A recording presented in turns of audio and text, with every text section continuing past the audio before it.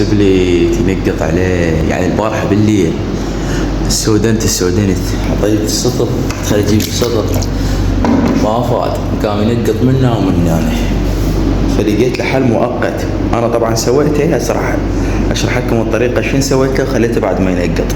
شوف انا وين واقف، يا ربك خوف ارتفاع. المهم اشرح لكم. شوف حبيبي، هاي تنفخ بيها نفخة للراجع، كأنما تنفخ دفع، تدفع بهاي، تنفخ هوا من حلقك. انا هسه خله اقطها شوية.